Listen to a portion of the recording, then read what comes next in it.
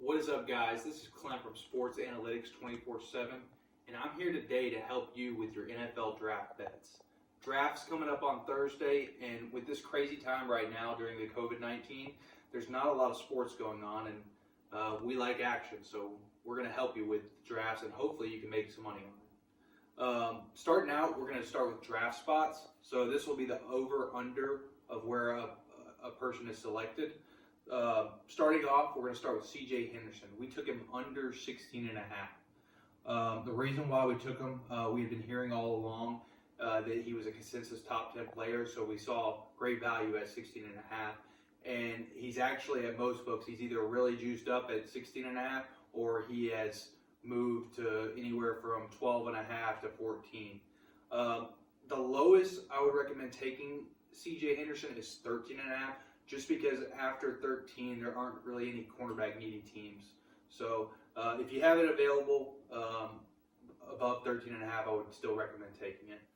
Next, we have Derrick Brown, defensive tackle from Auburn. He's the highest rated defensive lineman in this draft, and we just don't see that one team won't select a defensive lineman at such an important position in this draft. He has moved slightly since we took him at 8.5. The lowest we would recommend him taking him is at 7.5, just because after the Panthers at 7, there are a lot of teams that are probably going to be looking to take offensive tackle or quarterback.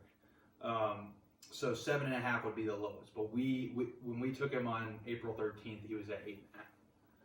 Next, we have Isaiah Simmons. He is a hybrid linebacker / safety. He's just a rare type of athlete. He's 6'4", 238, runs a 4.39 40. He's probably the most athletic in terms of power and size in this draft.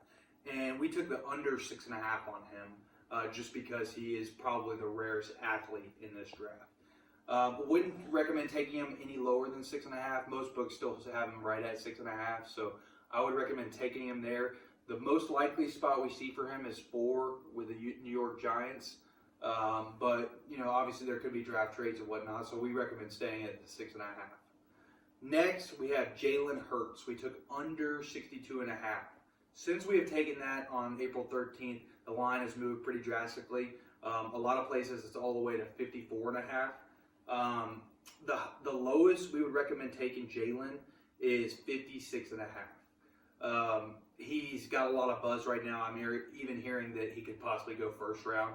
But I don't want to go all the way to 52.5 with this bet. I think 54.5 is a good number for him.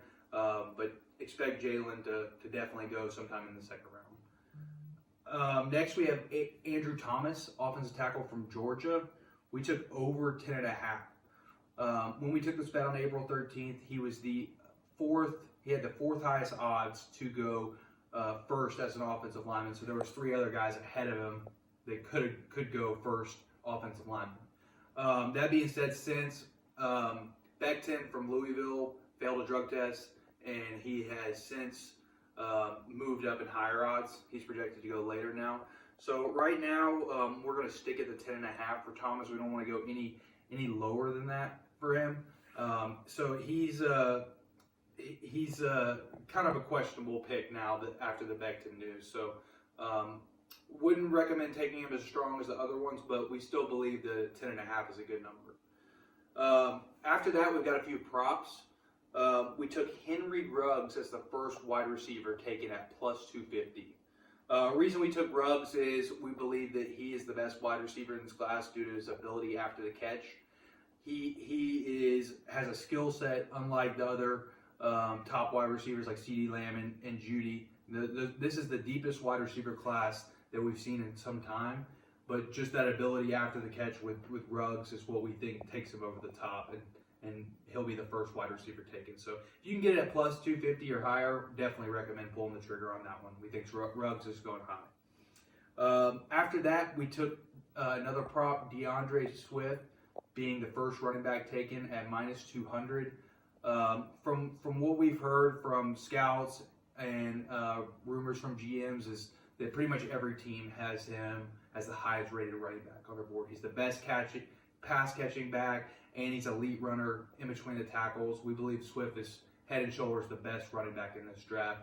So we definitely recommend taking him. Probably would even take him all the way up to minus 250 in this draft. So, and that is our 7 draft bets for Sports Analytics 24/7.